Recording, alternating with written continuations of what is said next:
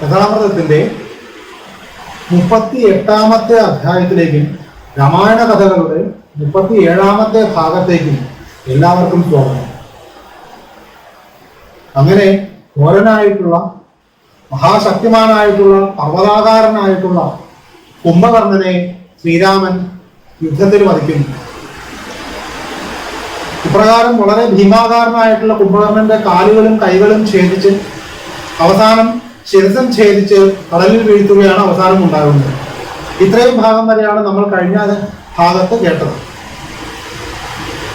അപ്പോൾ കുംഭകർണൻ വീണതോടുകൂടി, മഹാശക്തിമാനായിട്ടുള്ള കുംഭകർണൻ വീണതോടുകൂടി മറ്റുള്ള കൂടെ വന്നിട്ടുള്ള രാക്ഷസപ്പട എല്ലാവരും പേടിച്ച് ഓടുവാൻ തുടങ്ങി. എല്ലാവരും ഭയന്ന് തിരിച്ചോടി ലങ്കയ്ക്കുള്ളിൽ ചെന്ന് രാവണനെ ചെന്ന് കണ്ടു. അപ്പോൾ രാവണനെ ചെന്ന് കണ്ടിട്ട് സാധാരണ ഇപ്പോഴത്തെ ഒരു നടപ്പെല്ലാം ഉള്ള പോലെ ഉള്ള ഫോർമാലിറ്റി ഒന്നുമില്ല, നേരെ കാര്യം പറയുകയാണ്. അങ്ങയുടെ മഹാശക്തനായിട്ടുള്ള, അങ്ങയുടെ ഭ്രാതാവായിട്ടുള്ള, അനുജനായിട്ടുള്ള, ഭീമാകാരനായിട്ടുള്ള കുംഭകർണനെ ശ്രീരാമൻ യുദ്ധത്തിൽ വധിച്ചിരിക്കുന്നു. കുംഭകർണന്റെ അംഗങ്ങളെല്ലാം തന്നെ ഛേദിച്ചു കളഞ്ഞിരിക്കുന്നു. കൂടാതെ ശിരസിനെ മുറിച്ച സമയത്ത് ആ ശിരസ് ഉരുണ്ടു വീണ് കോട്ടയും കൊത്തളങ്ങളും കിടങ്ങുമെല്ലാം തകർത്തുകൊണ്ട് സമുദ്രത്തിൽ പോയി വീണിരിക്കുന്നു.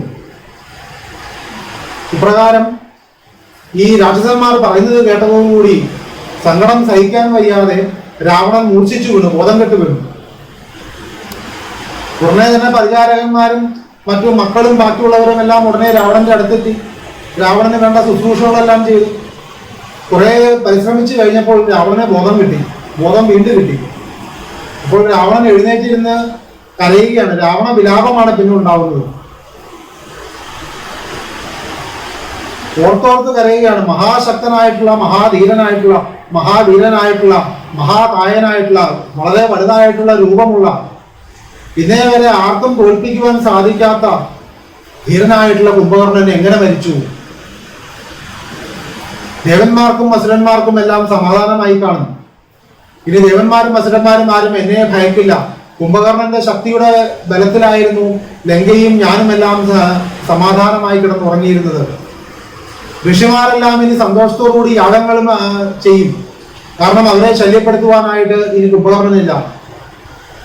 സകല ജന്തുജാലങ്ങളും മനുഷ്യരും മൃഗങ്ങളും പക്ഷികളും രാക്ഷസന്മാരും മറ്റു ജീവികളെല്ലാവരും തന്നെ സമാധാനത്തോടെ പോയി കിടന്നുറങ്ങും. കാരണം അവരെയെല്ലാം പിടിച്ച് ഭക്ഷിക്കുവാനായി ഇനി കുംഭകർണനില്ല. അഗ്നിയെ പോലെ, യവനെ പോലെ മഹാശക്തനായിട്ടുള്ള, സാക്ഷാൽ ഇന്ദ്രന്റെ വജ്രായുധം പോലും ഏൽക്കാതെ ആയിട്ടുള്ള കുംഭകർണൻ എങ്ങനെ മരിച്ചു? എന്റെ വലം കൈ എനിക്ക് നഷ്ടപ്പെട്ടിരിക്കുന്നു. ഇനി മറ്റുള്ള ദേവന്മാരും അസുരന്മാരും സുഖമായിട്ട് ഉറങ്ങും. ഇപ്രകാരം എല്ലാം പറഞ്ഞ് രാവണൻ പിന്നെയും പറഞ്ഞ് വിലപിക്കുകയാണ്. പിന്നെയും രാവണൻ പറയുന്നു, മഹാത്മാവായിട്ടുള്ള വിഭീഷണൻ പറഞ്ഞത് ഞാൻ കേട്ടില്ല.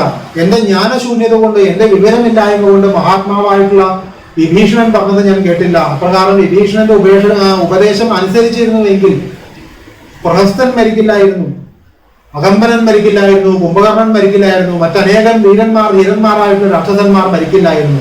എല്ലാം എന്റെ അജ്ഞാനം കൊണ്ടുണ്ടായതാണ്. മഹാത്മാവായ വിഭീഷണൻ പറഞ്ഞത് ഞാൻ കേട്ടില്ലല്ലോ. ഇനി എനിക്ക് ഈ രാജ്യം എന്തിന്, ഈ സീത എന്തിന്, ശ്രീരാമനെ ഉടനെ പോയി കൊല്ലണം. ഇപ്രകാരം എല്ലാം പറഞ്ഞ് വീണ്ടും രാവണൻ ബോധം കെട്ട് വീണു. ഉടനെ തന്നെ വീണ്ടും പരിചാരകന്മാരെല്ലാവരും വന്ന് വളരെ പണിപ്പെട്ട് വിശറി കൊണ്ടെല്ലാം വീശി രാവണനെ വീണ്ടും ബോധം വീണ്ടെടുത്തു. അപ്പോൾ രാവണന്റെ ഇപ്രകാരം എല്ലാം വിലാപം കേട്ടുകൊണ്ട് നിന്നാണ്. മറ്റുള്ളവരും കരയുന്നുണ്ട്. ഇത് പോയി രാവണന്റെ ഈ വിലാപം കേട്ട് രാവണന്റെ പുത്രന്മാരായിട്ടുള്ള ദേവാന്തകൻ, നരാന്തകൻ, ത്രിശിരസ്, അധികായൻ മുതലായവർ നിന്ന് കരയുന്നുണ്ട്. തങ്ങളുടെ ഇളയച്ചനാണ് മരിച്ചിരിക്കുന്നത്. അവരെല്ലാം വളരെ സങ്കടപ്പെട്ട് നിൽക്കുകയാണ്. അതുകൂടാതെ രാവണന്റെ പിതാവായിട്ടുള്ള വിശ്രവസന് മറ്റൊരു ഭാര്യയിൽ ജനിച്ചിട്ടുള്ള മഹാപാർശ്വനും മഹോദരനും തങ്ങളുടെ മറ്റൊരു ഭ്രാതാവാണ് മരിച്ചിരിക്കുന്നത്. ഇവരെല്ലാവരും അവിടെ നിന്ന് കരഞ്ഞുകൊണ്ടിരിക്കുകയാണ്. അപ്പോൾ രാവണൻ ഇങ്ങനെ ധാരാളമായിട്ട് വിലപിച്ച് ബോധം കെട്ട് വീഴുന്നു, വീണ്ടും ബോധം വരുന്നു. ഇപ്രകാരം എല്ലാം കണ്ടു കഴിഞ്ഞപ്പോൾ ത്രിശരസ് ചെന്ന് രാവണനോട് പറയുന്നു, ധീരന്മാർക്ക് ഭൂഷണമായിട്ടുള്ള കാര്യമല്ല അങ്ങ് ചെയ്യുന്നത്. സർവ്വലോകങ്ങളെയും കീഴടക്കിയ, 3 ലോകങ്ങളെയും കീഴടക്കിയ, അഗ്നിയെയും ഇന്ദ്രനെയും യമനെയും വരുണനെയും മറ്റ് എല്ലാവരെയും തന്നെ കീഴടക്കിയ, നാഗലോകം കീഴടക്കിയ അങ്ങ് ഇപ്രകാരം അധീരനാവാൻ പാടില്ല. ബ്രഹ്മാവിൽ നിന്ന് അസംഖ്യം വരങ്ങൾ കരസ്ഥമാക്കിയിട്ടുള്ള അങ്ങ് ഇപ്രകാരം ധീരത കൈവിടുവാൻ പാടില്ല. അതുകൊണ്ട് അങ്ങ് ഉണർന്നെഴുന്നേറ്റ് പൂർവാധികം ഓജസ്സോടും തേജസ്സോടും കൂടി സിംഹാസനത്തിൽ ഇരുന്നരുളിയാലും ഞാൻ ഇതാ യുദ്ധത്തിന് പുറപ്പെടുകയായി. എനിക്ക് ബ്രഹ്മാവിൽ നിന്ന് അസംഖ്യം വരങ്ങൾ ലഭിച്ചിട്ടുണ്ട്. അതുകൊണ്ട് ഞാനിതാ പുറപ്പെടുകയായി എന്ന് ത്രിശിരസ് പറഞ്ഞ സമയത്ത് നേരത്തെ പറഞ്ഞ രാവണന്റെ മക്കളായിട്ടുള്ള നരാന്തകനും ദേവാന്തകനും കൂടാതെ അധികായനും ഉടനെ കൂടെ പുറപ്പെട്ടിറങ്ങി. അപ്പോൾ ഇവരിങ്ങനെ പോകുന്നത് കണ്ടപ്പോൾ മഹാപർഷനും മഹോദരനും പറഞ്ഞു, നിൽക്കുക, ഞങ്ങളും കൂടെ വരുന്നു. ഇപ്രകാരം എല്ലാം കണ്ടു കഴിഞ്ഞപ്പോൾ, ഇവരുടെ എല്ലാം വാക്കുകൾ കേട്ട് കഴിഞ്ഞപ്പോൾ രാവണന് വളരെ സന്തോഷമായി. കാരണം ഇവരെല്ലാവരും വളരെയധികം മായാശക്തികളുള്ളവരാണ്. ഭൂമിയിലും ജലത്തിലും വായുവിലും എല്ലാം ഒരേപോലെ സഞ്ചരിക്കാൻ കഴിയുന്നവർ. ഇവരെല്ലാവരും തന്നെ ദേവന്മാരെയും അസുരന്മാരെയും തോൽപ്പിച്ച മഹാശക്തന്മാർ. ഇവരെല്ലാവരും തന്നെ ബ്രഹ്മാവിൽ നിന്ന് അനേകം വരങ്ങളും അസ്ത്രങ്ങളും ശസ്ത്രങ്ങളും നേടിയവർ. അതിദിവ്യമായിട്ടുള്ള 1000 കഴുതകളെ പൂട്ടിയ ദിവ്യമായ രഥം ത്രിശിരസിനുണ്ട്. അതുപോലെ അതിവിശിഷ്ടമായിട്ടുള്ള വേല് നരാന്തകനുണ്ട്. ഇപ്രകാരം ഓരോരുത്തർക്കും അതിവിശിഷ്ടമായിട്ടുള്ള ആയുധങ്ങൾ ബ്രഹ്മദത്തമായിട്ട് ലഭിച്ചിട്ടുണ്ട്, ബ്രഹ്മാവിൽ നിന്ന് വരമായിട്ട് ലഭിച്ചിട്ടുണ്ട്. ഇപ്രകാരമെല്ലാം മഹാശക്തന്മാരായിട്ടുള്ള രാക്ഷസന്മാർ പുറപ്പെടുവാൻ ഒരുങ്ങി കഴിഞ്ഞപ്പോൾ രാവണൻ വളരെ സന്തോഷിച്ചു. ഇത്തവണ രാമനും കൂടെ ഉള്ളവരും എല്ലാം കൊല്ലപ്പെട്ടത് തന്നെ ഇവരുടെ കൈകൊണ്ട് തന്നെ അവരുടെ എല്ലാം അന്ത്യമുണ്ടാകും എന്നെല്ലാം വിചാരിച്ച് രാവണൻ വളരെ സന്തോഷിച്ച് ഈ പുത്രന്മാരെയും മറ്റ് സഹോദരന്മാരെയും എല്ലാം മാറോടണച്ച് അനുഗ്രഹിച്ചു. കൂടാതെ ഇവർ യുദ്ധത്തിന് എങ്ങനെയാണ് പുറപ്പെടുന്നത്? സർവൌഷധി എന്ന് പേരായിട്ടുള്ള വിശിഷ്ടമായിട്ടുള്ള ഔഷധക്കൂട്ട് അതെല്ലാം ശരീരത്തിൽ ധരിച്ചുകൊണ്ടാണ് പോകുന്നത്. കൊട്ടം, മാഞ്ചി, മഞ്ഞൾ, മുരാമാഞ്ചി, ചമ്പകം, ഇപ്പോൾ വയമ്പ്, മുത്തങ്ങ തുടങ്ങിയ അസംഖ്യം ആയുർവേദ വസ്തുക്കൾ ഉപയോഗിച്ചുണ്ടാക്കുന്ന ഒരു ഔഷധക്കൂട്ടാണ് സർവൌഷധി. ശരീരത്തിൽ പരിക്ക് പറ്റാതിരിക്കാനും അപ്രകാരമുള്ള കാര്യങ്ങൾക്കെല്ലാമായിട്ടാണ് ഈ സർവൌഷധി ഉപയോഗിക്കുന്നത്. അപ്പോൾ ഇപ്രകാരമുള്ള ഈ സർവൌഷധി ശരീരത്തിലെല്ലാം ആലേപനം ചെയ്ത്, സുഗന്ധദ്രവ്യങ്ങൾ ആലേപനം ചെയ്ത്, കഴുത്തിലെല്ലാം വളരെ വിശിഷ്ടമായിട്ടുള്ള പൂമാലകൾ അണിഞ്ഞ്, സുഗന്ധപൂരിതമായിട്ടുള്ള പൂമാലകൾ അണിഞ്ഞ് വിളികളോടെ വീരവാദങ്ങളോടെയാണ് പുറപ്പെടുന്നത്. അപ്പോൾ വെറുതെ പുറപ്പെടുകയല്ല, ഗതയും അമ്പും എല്ലാം ഇങ്ങനെ ആകാശത്തേക്ക് എറിഞ്ഞു പിടിക്കുന്നു, ഉച്ചത്തിൽ അലറുന്നു, ചവിട്ടിക്കൊണ്ട് ഭൂമി കുലുക്കുന്നു. ഇപ്പോൾ തന്നെ കൊല്ലുമട എന്നെല്ലാം പറഞ്ഞിട്ടാണ് വാനര സൈന്യത്തെ ആക്രമിക്കുവാനായിട്ട് ഈ 6 പേരും പുറപ്പെടുന്നത്. അപ്പോൾ എങ്ങനെയാണ് പുറപ്പെടുന്നത്? ഈ മഹോദരൻ അതിവിശിഷ്ടമായിട്ടുള്ള വളരെ വലുതായിട്ടുള്ള കരിമേഘം പോലെ വലുതായിട്ടുള്ള കറുത്ത് ഐരാവതത്തിന്റെ വംശത്തിൽ ജനിച്ച സുദർശനം എന്ന പേരായിട്ടുള്ള ഒരു പടുകൂറ്റൻ ആനയുടെ പുറത്താണ് മഹോദരൻ യാത്ര ചെയ്തത്. മഹാപാർശ്വൻ അതിഭീകരമായിട്ടുള്ള ഒരു ഇരുമ്പ് കൊണ്ട് പൂർണ്ണമായും ഉണ്ടാക്കി അതിഭീകരമായിട്ടുള്ള അനവധി ശത്രുക്കളെയും ദേവന്മാരെയും അസുരന്മാരെയും നിഗ്രഹിച്ച അതിഭീകരമായിട്ടുള്ള ഒരു ഗതയും ഏന്തിക്കൊണ്ടാണ് മഹാപാർശ്വനുള്ളത്. ത്രിശിരസ് ആണെങ്കിലോ അതിവിശിഷ്ടമായിട്ടുള്ള ബ്രഹ്മദത്തമായിട്ടുള്ള വളരെ തേജസ്സാർന്നിട്ടുള്ള ഒരു രഥത്തിലേറിയിട്ടാണ് ത്രിശിരസ് യുദ്ധത്തിന് ഇറങ്ങുന്നത്. ആ രഥത്തിൽ സർവ്വവിധത്തിലുള്ള ആയുധ സന്നാഹങ്ങളുമുണ്ട്. അതിവിശിഷ്ടങ്ങളായിട്ടുള്ള കുതിരകളെ കൂട്ടിയിട്ടുണ്ട്, കുതിരകളെയോ കഴുതകളെയോ പ്രകാരം കൂട്ടിയിട്ടുണ്ട്. അതിന് വളരെ ദിവ്യങ്ങളായിട്ടുള്ള ആയുധങ്ങളെല്ലാം ഉണ്ട്. അതിവിശിഷ്ടമായിട്ടുള്ള വില്ലുകളുണ്ട്. ത്രിശിരസിന് 3 ശിരസാണുള്ളത്. ഈ 3 ശിരസുകളിലും അതിവിശിഷ്ടമായിട്ടുള്ള രത്നവും വൈരവും എല്ലാം പതിച്ചിട്ടുള്ള സ്വർണ്ണ കിരീടങ്ങളുണ്ട്. ഈ സ്വർണ്ണ കിരീടങ്ങൾ കണ്ടു കഴിഞ്ഞാൽ കൈലാസ ശിഖരത്തിലെ കൊടുമുടികളെ പോലെ തോന്നി എന്നാണ്. ഇപ്രകാരം ത്രിശിരസ് പുറപ്പെട്ടിരിക്കുന്നു. അതുകൂടാതെ രാവണന്റെ മഹാശക്തനായിട്ടുള്ള മഹാകായനായിട്ടുള്ള വളരെ വലിയ ശരീരമുള്ള അതികായൻ മനോഹരമായിട്ടുള്ള അതീവ വിശിഷ്ടമായിട്ടുള്ള അതിദിവ്യമായിട്ടുള്ള ഒരു രഥത്തിൽ കയറി വരുന്നു. ദേവന്മാരിൽ നിന്നും മറ്റേ ബ്രഹ്മാവിൽ നിന്നും അനവധി വരങ്ങളെല്ലാം കിട്ടിയിട്ടുള്ളവനാണ് അധികായൻ. പ്രകാരം അധികായൻ അതിവിശിഷ്ടമായിട്ടുള്ള ഒരു രഥത്തിൽ കയറി വരുന്നു. അതല്ലാതെ നരാന്തകൻ ഉച്ചൈസ്രവസിനെ പോലെ ദേവേന്ദ്രന്റെ കുതിരയായിട്ടുള്ള ദേവലോകത്തുള്ള കുതിരയായിട്ടുള്ള ഉച്ചൈസ്രവസിനെ പോലെ വിശിഷ്ടമായിട്ടുള്ള മനോവേഗമുള്ള, മനസ്സ് വിചാരിക്കുന്നിടത്ത് കുതിരയെത്തും അത്രയും വേഗതയുള്ള അതിവിശിഷ്ടമായിട്ടുള്ള ഭീമാകാരമായിട്ടുള്ള ഒരു കുതിരപ്പുറത്ത് തന്റെ വേലും എന്തിയിട്ടാണ് നരാന്തകൻ ഉള്ളത്. ആ വേല് അശനിപാതം പോലെയുള്ള ഇടിമിന്നൽ പോലെയുള്ള ഒരു വേലെല്ലാം കയ്യിൽ പിടിച്ചുകൊണ്ടാണ് ഈ നരാന്തകൻ പോയിക്കൊണ്ടിരിക്കുന്നത്. അതുകൂടാതെ ദേവാന്തകൻ, ഏറ്റവും അവസാനമായിട്ട് ദേവാന്തകൻ ഒരു പൊന്നും രത്നവും എല്ലാം പിടിപ്പിച്ച കയ്യിലും മറ്റാ ഒരു ഇരുമ്പുലൊക്കെയാണ് ഈ ദേവാന്തകന്റെ കയ്യിലുള്ളത്. ഇപ്രകാരം സർവ്വസന്നാഹങ്ങളോടും കൂടി ആയുധങ്ങളോടും കൂടി വാനരന്മാരെ ഇപ്പോൾ തോൽപ്പിച്ചു കളയാം എന്ന് പറഞ്ഞിട്ടാണ് ഈ രാക്ഷസന്മാരും ഇവരുടെ കൂടെയുള്ള അസംഖ്യം രാക്ഷസന്മാരും കൂടി കോട്ടയ്ക്ക് പുറത്തേക്ക് ഇറങ്ങുന്നത്, ലങ്കാപുരിക്ക് പുറത്തേക്ക് ഇറങ്ങുന്നത്. പക്ഷെ ലങ്കാപുരിക്ക് പുറത്തേക്ക് ഇറങ്ങിയപ്പോൾ ഈ 6 പേരും ആദ്യം ആക്രമിക്കുവാൻ തുനിഞ്ഞില്ല. പകരം കൂടെയുള്ള സൈന്യമാണ് ആക്രമിക്കുന്നത്. വാനരന്മാരും ഒട്ടും കുറച്ചില്ല. വാനരന്മാർ പടുകൂറ്റനായിട്ടുള്ള പാറക്കല്ലുകളും വളരെ വൻപിച്ച വൃക്ഷങ്ങളും എല്ലാം പിഴുതെടുത്തുകൊണ്ട്, വലിയ വലിയ മലകളുടെ കൊടുമുടികളും ശിഖരങ്ങളും എല്ലാം പിഴുതെടുത്തുകൊണ്ടാണ് ആക്രമിക്കുന്നത്. വാനരന്മാർ യാതൊരു ദൈവവുമല്ലാതെ ഈ പാറക്കല്ലുകളും പടുകൂറ്റൻ വൃക്ഷങ്ങളും ഈ ശരീരശൃംഗങ്ങളും ഈ മലകളുടെ കൊടുമുടികളും എല്ലാം രാക്ഷസന്മാരുടെ ശരീരത്തിലേക്ക് എറിഞ്ഞ് വൻ നാശം വിതച്ചു. രാക്ഷസന്മാരും വിട്ടുകൊടുത്തില്ല. രാമായണത്തിൽ പറയുന്നു, രാക്ഷസന്മാർ വാനരന്മാരെ കാലിൽ തൂക്കിപ്പിടിച്ച് ആ വാനരന്മാരെ കൊണ്ട് തന്നെ മറ്റു വാനരന്മാരെ തച്ചുകൊന്നു എന്നാണ്. വാനരന്മാർ തിരിച്ചും അതുപോലെ തന്നെ രാക്ഷസന്മാരെ കൊണ്ട് തന്നെ രാക്ഷസന്മാരെ പിടിച്ച് ആ രാക്ഷസന്മാരെ കൊണ്ട് തന്നെ മറ്റു രാക്ഷസന്മാരെ തല്ലിക്കൊന്നു. അതിഭീകരമായിട്ടുള്ള യുദ്ധമായിരുന്നു. ആ യുദ്ധകളത്തിൽ എങ്ങും രാക്ഷസന്മാരുടെയും വാനരന്മാരുടെയും ശവശരീരങ്ങളും മൃതശരീരങ്ങളും നിറഞ്ഞു കിടന്നു എന്നാണ്. കുറുനരികളും മറ്റു കഴുകന്മാരും പറന്നു കിടന്നു, ചോര പുഴയൊഴുകി. ഇപ്രകാരം അതിഘോരമായിട്ടുള്ള യുദ്ധമാണ്. അപ്പോൾ വാനരന്മാർ വളരെ തീക്ഷണമായിട്ടുള്ള വാനരന്മാരുടെ ആക്രമണം കൊണ്ട് രാക്ഷസ സൈന്യത്തിന് കനത്ത നാശമുണ്ടായി. ഇത് കണ്ടതോടുകൂടി ആനപ്പുറത്ത് കയറി, നേരത്തെ പറഞ്ഞ സുദർശനം എന്ന് പേരായിട്ടുള്ള അതിഭീമാകാരമായിട്ടുള്ള ആനപ്പുറത്ത് കയറി മഹോദരൻ വരികയാണ്. ഈ മഹോദരൻ ഒരു വശത്ത് നിന്ന് വാനരന്മാരെ ആക്രമിച്ചു വരുമ്പോൾ നരാന്തകൻ തന്റെ അതിഭീമാകാരമായിട്ടുള്ള ഉച്ചൈശ്രവസിനെ പോലെ വേഗമുണ്ട് എന്ന് പറഞ്ഞ ആ കുതിരപ്പുറത്ത് കയറി തന്റെ വിശിഷ്ടമായിട്ടുള്ള വേല്, കുന്തം പോലെ ഒരു ആയുധമാണ് വേല്, ഈ വേലും കൊണ്ട് വാനരപ്പടയുടെ ഇടയിലേക്ക് കുതിച്ചു കയറി. നരാന്തകൻ ഒറ്റയ്ക്ക് തന്നെ 700 വാനരന്മാരെ ഈ ശൂലത്തിൽ കോർത്തെടുത്തു എന്നാണ്, ഈ കുന്തത്തിൽ വേലിൽ കോർത്തെടുത്തുകൊണ്ട് വാനരന്മാർ ഭയന്ന് 4 പാടും ചിതറി ഓടുവാൻ തുടങ്ങി. വാനരന്മാർ ഭയന്ന് ഓടി സുഗ്രീവന്റെ പിന്നിൽ അഭയം പ്രാപിച്ചു. രക്ഷിക്കണേ രക്ഷിക്കണേ എന്ന് പറഞ്ഞിട്ട് നരാന്തകന്റെ പരാക്രമം കണ്ടു കഴിഞ്ഞപ്പോൾ ഉടനെ സുഗ്രീവൻ അടുത്തു നിന്ന് അംഗദനോട് പറഞ്ഞു, പോയി ഈ ദുഷ്ടനായിട്ടുള്ള രാക്ഷസന്റെ കഥ കഴിക്കൂ എന്ന് പറഞ്ഞ് അംഗദനെ സുഗ്രീവൻ പറഞ്ഞു വിടുകയാണ്. അപ്പോൾ അംഗദൻ ഉടനെ ഉച്ചത്തിൽ സിംഹഗർജനം എല്ലാം പുറപ്പെടുവിച്ചുകൊണ്ട് അലറിക്കൊണ്ട് ഈ നരാന്തകന്റെ നേരെ കുതിച്ചു കയറുന്നു. അതിനുശേഷം അംഗദൻ പറയുകയാണ്, ഈ പ്രാകൃതന്മാരായിട്ടുള്ള വാനരന്മാരെ തോൽപ്പിക്കുവാൻ നിനക്ക് സാധിക്കും. വീരനായിട്ടുള്ള എന്നോട് നീ പൊരുതുക, നിന്റെ ഈ ശക്തമായിട്ടുള്ള വേൽ എന്റെ നെഞ്ചിൽ പ്രയോഗിക്കുക എന്നാണ് പറയുന്നത്. ഇത് കേട്ട ഉടനെ തന്നെ നരാന്തകൻ വളരെ കോപത്തോടുകൂടി തന്റെ കയ്യിലുണ്ടായിരുന്ന ഈ 700 വാനരന്മാരെ കൊന്നിട്ടുള്ള അസംഖ്യം ദേവന്മാരെയും അസുരന്മാരെയും മറ്റുള്ളവരെയും നിഗ്രഹിച്ചിട്ടുള്ള ദേവദത്തമായിട്ടുള്ള ആ വേല് എടുത്ത് ആഞ്ഞെറിഞ്ഞു അംഗദന്റെ മാറിന് നേരെ. പക്ഷേ ആ അത്രയും തേജസ്സും വീര്യവുമുള്ള ആ വേൽ അംഗദന്റെ അതിശക്തമായിട്ടുള്ള വജ്രതുല്യമായിട്ടുള്ള അതികഠിനമായിട്ടുള്ള ആ മാറിൽ തട്ടി ആ വേൽ 2ആയിട്ട് ഒടിഞ്ഞ് താഴ്ത്തി വീഴുകയാണ് ഉണ്ടായത്. ഇത് കണ്ട ആ വേല് കൊണ്ട ദേഷ്യവും എല്ലാം കൂടി ചേർത്ത് തന്റെ വജ്രതുല്യമായ മുഷ്ടി ചുരുട്ടി അംഗദൻ കുതിച്ചു ചാടി ഈ നരാന്തകൻ സഞ്ചരിച്ചു കൊണ്ടിരുന്ന ആ ഉച്ചൈശ്രവസിനെ പോലുള്ള ആ ഭീമാകാരമായ കുതിരയുടെ തലയിൽ ആഞ്ഞടിച്ചു. അതോടുകൂടി കുതിര തല പിളർന്ന് കുതിര താഴ്ത്തി വീഴുകയും ചെയ്തു. വീണ്ടും അടുത്ത് കിടന്നൊരു ഗതയെടുത്ത് അംഗദനെ ആക്രമിക്കാൻ വന്നപ്പോൾ വീണ്ടും തന്റെ ആ മുഷ്ടി ചുരുട്ടി പാഞ്ഞു വരുന്ന നരാന്തകന്റെ ശിരസ് നോക്കി അംഗദൻ ആഞ്ഞടിക്കുകയും അതോടുകൂടി ശിരസ് തകർന്ന് നരാന്തകൻ മരിക്കുകയും ചെയ്തു. ഈ നരാന്തകൻ മരിച്ചത് കണ്ടതോടുകൂടി മറ്റുള്ളവർക്ക് സഹിച്ചില്ല. ഉടനെ തന്നെ മഹോദരൻ തന്റെ ആനപ്പുറത്ത് ഭീമാകാരമായിട്ടുള്ള മറ്റൊരു വശത്ത് യുദ്ധം ചെയ്യുകയായിരുന്ന മഹോദരൻ തന്റെ ഭീമാകാരമായിട്ടുള്ള ആ സുദർശനം എന്ന പേരുള്ള ആനയുടെ പുറത്ത് കയറി ഇങ്ങോട്ടേക്ക് പാഞ്ഞെത്തി.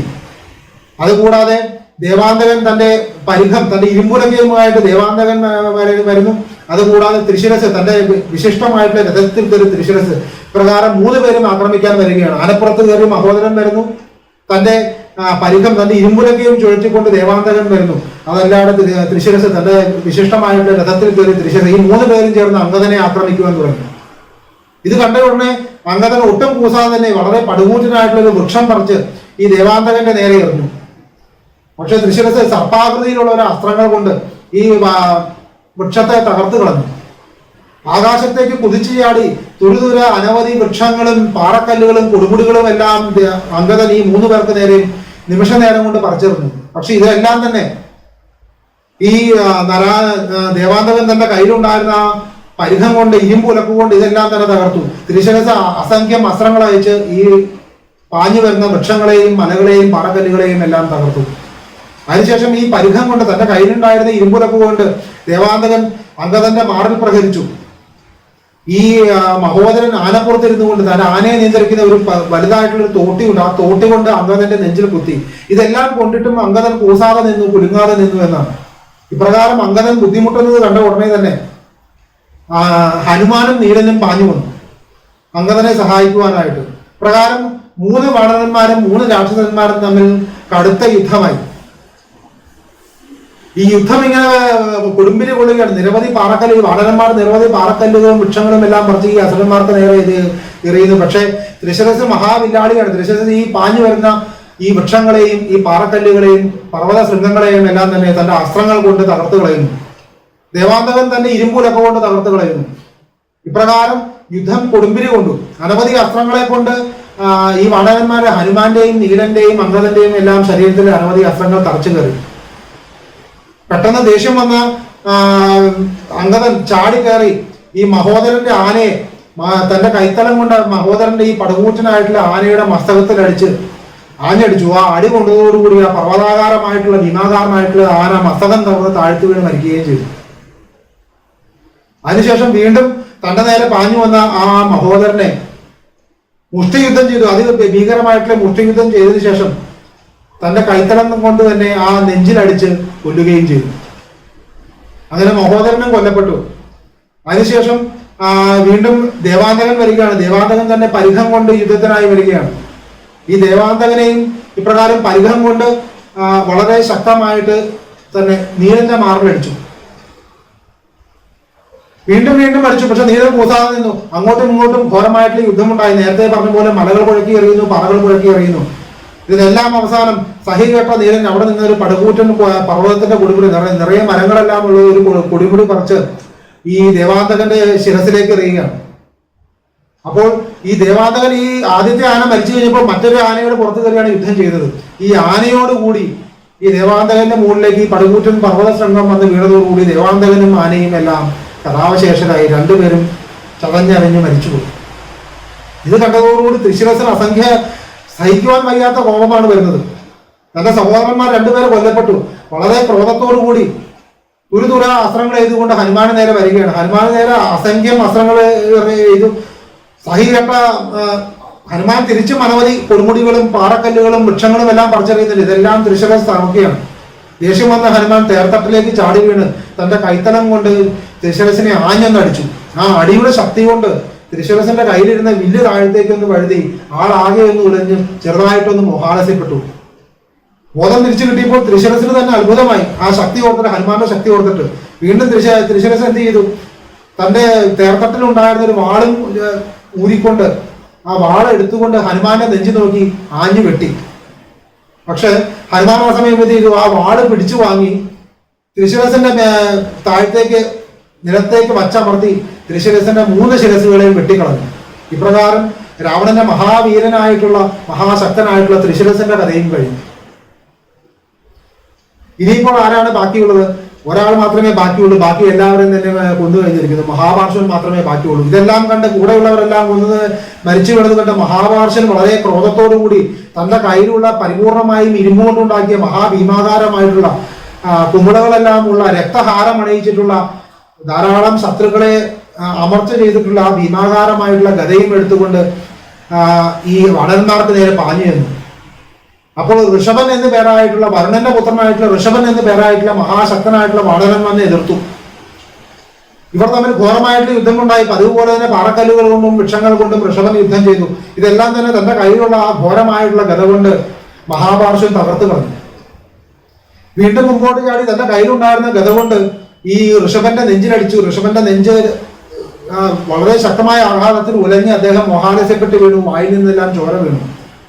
ആ മോഹാലസ്യത്തിൽ നിന്ന് പെട്ടെന്ന് ഉണർന്ന് ഋഷഭൻ വീണ്ടും തന്റെ കൈത്തലം ഉയർത്തി ഈ മഹാപാർശ്വനെ ആഞ്ഞടിച്ചു. ആ അടിയുടെ ശക്തിയിൽ തടുക്കാനായി സാധിച്ചില്ല. ആ അടിയുടെ ശക്തിയിൽ താഴത്തേക്ക് മോഹാലസ്യപ്പെട്ട് വീണ മഹാപാർശ്വന്റെ അടുത്ത് നിന്ന് ഈ ഭീമാകാരമായിട്ടുള്ള ഗദ ഈ ഋഷഭൻ തട്ടിയെടുത്തിട്ട് തന്റെ കയ്യിലേക്ക് തട്ടിയെടുത്തു. ആ മോഹാലസ്യം തീർന്ന് എഴുന്നേറ്റ് വീണ്ടും മഹാപാർശ്വൻ അതിഘോരമായി അലറിക്കൊണ്ട് ഈ ഋഷഭനെ ആക്രമിക്കുവാൻ വരുന്ന സമയത്ത് ആ കയ്യിലുണ്ടായിരുന്ന മഹാപാർശ്വന്റെ ഗദ കൊണ്ട് തന്നെ ശിരസിലേക്ക് ആഞ്ഞടിച്ച് മഹാപാർശ്വനെയും കൊണ്ടുകളഞ്ഞു. ഇപ്രകാരം പ്രധാനപ്പെട്ട എല്ലാവരും തന്നെ മരിച്ചു കഴിഞ്ഞു. 6 പേർ വന്നതിൽ 5 പേരെയും വാനരന്മാർ കൊന്നു കഴിഞ്ഞു. ഇനി ആകപ്പാടെ ബാക്കിയുള്ളത് ഒരാൾ മാത്രമാണ്. തന്റെ കൂടെ വന്നിട്ടുള്ള തന്റെ സഹോദരന്മാരായിട്ടുള്ള 3 പേർ മരിച്ചിരിക്കുന്നു. തന്റെ ഇളയച്ചന്മാരായിട്ടുള്ള 2 പേർ മരിച്ചിരിക്കുന്നു. അതികായൻ കോപം കൊണ്ട് ജ്വലിച്ചു എന്നാണ്. അപ്പോൾ അതികായൻ എന്നുള്ള പേര് മാത്രമല്ല, മഹാഭീകരമായിട്ടുള്ള പർവ്വതാകാരമായിട്ടുള്ള രൂപവുമുണ്ട് അതികായൻ. അപ്പോൾ അധികാരം ക്രോധത്തോടു കൂടി പടക്കളത്തിലേക്ക് പാഞ്ഞു വരുന്നത് കണ്ട് വാണരന്മാർ ഭയന്നു ഓടി എന്നാണ്. വാണരന്മാർ അങ്ങോട്ടും ഇങ്ങോട്ടും കെട്ടിപ്പിടിച്ചു. ചിലർ നിലത്തമർന്ന് കിടന്നു, ചിലർ ഓടിപ്പോയി. കാരണം അത്രയും ഭീമാകാരമായിട്ടുള്ള രൂപം കണ്ടപ്പോൾ വാണരന്മാർ കുംഭകർണൻ വീണ്ടും ജീവിച്ചു വരികയാണോ എന്ന് കണ്ടിൽ നിന്നിരുന്ന എല്ലാവർക്കും തോന്നിപ്പോയി എന്നാണ്. പ്രകാരം ഭീമാകാരനാണ് മഹാകായൻ. ഭീമാകാരൻ മാത്രമല്ല, അനേകം അനേകം അനേകം വരങ്ങൾ ലഭിച്ചിട്ടുള്ള ആളാണ് അതികായൻ. ബ്രഹ്മാവിൽ നിന്ന് അതിവിശിഷ്ടമായിട്ടുള്ള രഥം വരമായിട്ട് ലഭിച്ചിട്ടുണ്ട്. ദേവന്മാരാലും രാക്ഷസന്മാരാലും തകർക്കുവാൻ സാധിക്കാതെയുള്ള ഒരു പടച്ചട്ടം ലഭിച്ചിട്ടുണ്ട്. സ്വർണ്ണമയമായിട്ടുള്ള ഒരു പടച്ചട്ടം ലഭിച്ചിട്ടുണ്ട്. ഒരു തരത്തിലുള്ള അസ്ത്രശസ്ത്രങ്ങൾക്കും ഭേദിക്കുവാനാകാത്തതാണ് ആ പടച്ചട്ടം. അതുകൂടാതെ നിരവധി ദിവ്യാസ്ത്രങ്ങൾ നേടിയിട്ടുണ്ട്. മായാവിദ്യകളിലെല്ലാം അങ്ങേയറ്റത്തെ പ്രാവീണ്യമുണ്ട് ഈ അതികായന്. രാവണന്റെ അതേ രൂപവും അതേ ശക്തിയുമുള്ള പുത്രനാണ് അതികായൻ എന്നാണ് പറയുന്നത്. രാവണന് ധാന്യമാലിനി എന്ന് പേരായിട്ടുള്ള പത്നിയിൽ ജനിച്ച മഹാശക്തനായിട്ടുള്ള പുത്രൻ. ദേവന്മാരെയും അസുരന്മാരെയും മറ്റ് അസംഖ്യം ആളുകളെയും എല്ലാം തോൽപ്പിച്ച രാവണന്റെ വളരെ പ്രിയപ്പെട്ട പുത്രൻ. ഇപ്രകാരമുള്ള അതികായൻ യുദ്ധകളത്തിലേക്ക് വരുന്നത് കണ്ട് വാനരന്മാരെല്ലാവരും പാഞ്ഞു ചെന്ന് ശ്രീരാമന്റെ പിന്നിൽ അഭയം പ്രാപിച്ചു. അപ്പോൾ ശ്രീരാമൻ അടുത്തുനിന്ന് വിഭീഷണനോട് ചോദിക്കുന്നു, മഹാഭീകരമായിട്ടുള്ള ശരീരമുള്ള 1000 കുതിരകളെ പൂട്ടിയ 1000 സൂര്യനെ പോലെ തേജസ്സോട് കൂടിയ ഒരു രഥത്തിൽ ഈ യുദ്ധകളത്തിലേക്ക് പാഞ്ഞു വരുന്ന ഇവൻ ആരാണ് എന്ന് ചോദിക്കുമ്പോൾ വിഭീഷണൻ പറയുന്നുണ്ട്, രാവണന്റെ പ്രിയപ്പെട്ട പുത്രനായിട്ടുള്ള അതികായനാണ് ഈ വരുന്നത്. മഹാശക്തനാണ്. ബ്രഹ്മദത്തമായിട്ടുള്ള അനവധി വരങ്ങളും തേരും പടച്ചട്ടയും എല്ലാം ലഭിച്ചിട്ടുള്ളവനാണ്. ഈ അതികായന്റെ ശക്തിയിലാണ് ലങ്ക സമാധാനമായിട്ട് ഉറങ്ങുന്നത്, രാവണൻ സമാധാനമായിട്ട് ഉറങ്ങുന്നത്. പ്രകാരമെല്ലാം വിഭീഷണൻ പറഞ്ഞു കൊടുക്കുന്നു. അപ്പോൾ ഈ അതികായൻ ഇങ്ങനെ പാഞ്ഞു വരുന്നത് കണ്ട് കുമുദൻ, ദ്വിവിധൻ, നളൻ, തുഷേണൻ തുടങ്ങിയ അനവധി വാണരന്മാർ ചെന്ന് ഈ അതികായനോട് എതിർക്കുന്നുണ്ട്. പക്ഷേ അതികായന്റെ മൂർത്ത ശരങ്ങൾക്ക് മുമ്പിൽ പിടിച്ചു നിൽക്കാനാവാതെ ഇവരെല്ലാവരും തന്നെ അവിടുന്ന് ഒഴിഞ്ഞു മാറേണ്ടി വന്നു. അത്ര തീക്ഷണമായിട്ടുള്ള ശരമാരിയാണ് ഈ അതികായൻ ചൊരിഞ്ഞത്. ഇതിനുശേഷം അതികായൻ മറ്റുള്ള വാണരന്മാരെ ആരെയും ഉപദ്രവിച്ചില്ല. തന്നെ എതിർക്കാൻ വന്നവനെ മാത്രമേ അതികായൻ അസ്ത്രങ്ങൾ കൊണ്ട് എഴുതുള്ളൂ. നേരെ ശ്രീരാമന്റെ മുമ്പിലേക്കാണ് അതികായൻ ചെന്നത്. അതിനുശേഷം പറയുന്നു, ഈ പ്രാകൃതന്മാരായിട്ടുള്ള വാണരന്മാരോട് യുദ്ധം ചെയ്യുവാൻ എനിക്ക് താല്പര്യമില്ല. അതുകൊണ്ട് അല്ലയോ ഹേ രാമ, നീ എന്നോട് യുദ്ധത്തിന് വരിക, എനിക്ക് തുല്യനായിട്ടുള്ളത് ആണോ എന്ന് നമുക്ക് നോക്കാം എന്നെല്ലാം പറയുമ്പോൾ അടുത്തു നിന്ന ലക്ഷ്മണൻ ശ്രീരാമനോട് അനുവാദം ചോദിക്കുന്നത്, ജ്യേഷ്ഠ, ഇവനെ യുദ്ധത്തിൽ തോൽപ്പിക്കുവാൻ, ഇവനെ യുദ്ധത്തിൽ വധിക്കുവാൻ എനിക്ക് അനുവാദം നൽകിയാലും. അപ്പോൾ ശ്രീരാമൻ ചിരിച്ചുകൊണ്ട് തന്റെ അനുജനെ അനുഗ്രഹിച്ചു വിടുകയാണ്.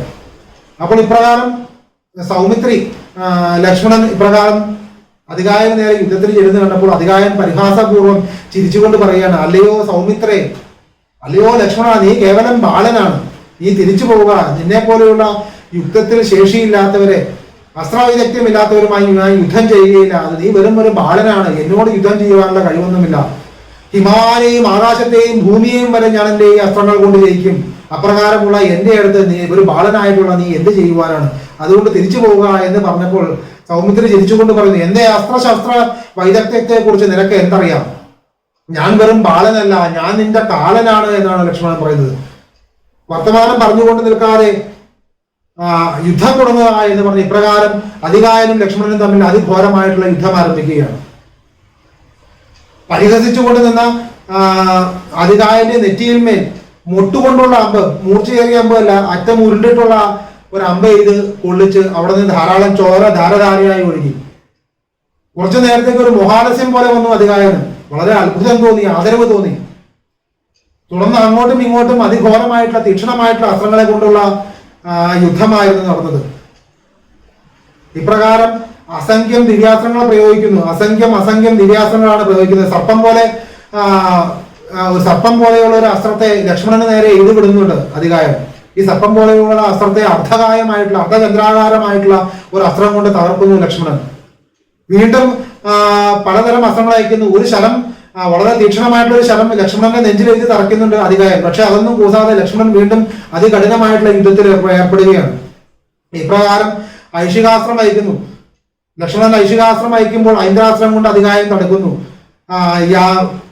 യാമ്യാസ്ത്രം അയക്കുന്നു. യമന്റെ പേരിലുള്ള യാമ്യാസ്ത്രം അയക്കുമ്പോൾ വായവ്യാസ്ത്രം കൊണ്ട് തടുക്കുന്നു. ഇപ്രകാരം അസംഖ്യം അസ്ത്രങ്ങൾ അങ്ങോട്ടും ഇങ്ങോട്ടും ചൊല്ലുകയാണ്. ലക്ഷ്മണൻ ശരമാരി തൂകി അസംഖ്യം അസ്ത്രങ്ങൾ, നിരവധി അസ്ത്രങ്ങൾ, അനവധി ദിവ്യാസ്ത്രങ്ങൾ ഈ അതികായന്റെ മേൽ ചൊരിയുന്നുണ്ട്. പക്ഷേ ഈ അമ്പുകളെല്ലാം തന്നെ വന്ന് ഈ അതികായന്റെ ശരീരത്തിൽ ധരിച്ചിരിക്കുന്ന, നെഞ്ചിൽ ധരിച്ചിരിക്കുന്ന ആ പടച്ചട്ടയിൽ തട്ടി ഒടിഞ്ഞൊടിഞ്ഞൊടിഞ്ഞ് വീഴുകയാണ്. ലക്ഷ്മണൻ പലതരത്തിൽ ശ്രമിച്ചു, പലതരത്തിലുള്ള ആയുധങ്ങൾ പ്രയോഗിച്ചു നോക്കി. ഇതെല്ലാം തന്നെ അതികായന്റെ ശരീരത്തിൽ ഏൽക്കുന്നില്ല. ഇതെല്ലാം തന്നെ വന്ന് മുട്ടുമടങ്ങി അതിന്റെ തുമ്പ് മടങ്ങി താഴത്തേക്ക് വീഴുകയാണ്.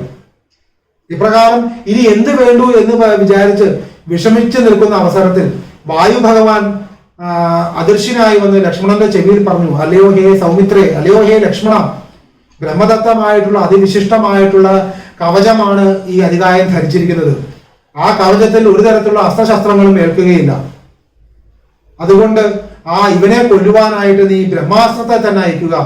ബ്രഹ്മാസ്ത്രത്തിനാൽ മാത്രമേ ഇവനെ വധിക്കുവാൻ സാധ്യമുള്ളൂ. ഇത് കേട്ടതോടുകൂടി തന്റെ ജ്യേഷ്ഠനായിട്ടുള്ള ശ്രീരാമന്റെ പാദത്തെ മനസ്സിൽ ധ്യാനിച്ചുകൊണ്ട് അതിവിശിഷ്ടമായിട്ടുള്ള ഒരു ബാണത്തെ എടുത്ത് ആ ബ്രഹ്മാസ്ത്ര മന്ത്രത്തെ അതിനകത്ത് ജപിച്ച് ചേർത്ത് സൂര്യകോടി പ്രകാശത്തോടു കൂടി അതിതീക്ഷണമായിട്ടുള്ള അതീവ വേഗതയോട് കൂടിയിട്ടുള്ള ആ അസ്ത്രം ഈ അതികായന്റെ ശിരസിനെ ലക്ഷ്യമാക്കി ലക്ഷ്മണൻ അയച്ചുവിട്ടു. ദിക്കുകളെയെല്ലാം പ്രകാശിപ്പിച്ചുകൊണ്ട്, 10 ദിക്കുകളെയും പ്രകാശിപ്പിച്ചുകൊണ്ട് അതിദിവ്യമായിട്ടുള്ള ആ അസ്ത്രം, അതീവ തേജോമയമായിട്ടുള്ള അസ്ത്രം അതീവ വേഗതയോടുകൂടി ഈ അതികായന് നേരെ പാഞ്ഞു നിന്നപ്പോൾ അതികായൻ അസംഖ്യം അസ്ത്രങ്ങൾ അയച്ചതിനെ തകർക്കുവാൻ ശ്രമിച്ചു. ഒന്നും തന്നെ സാധിച്ചില്ല.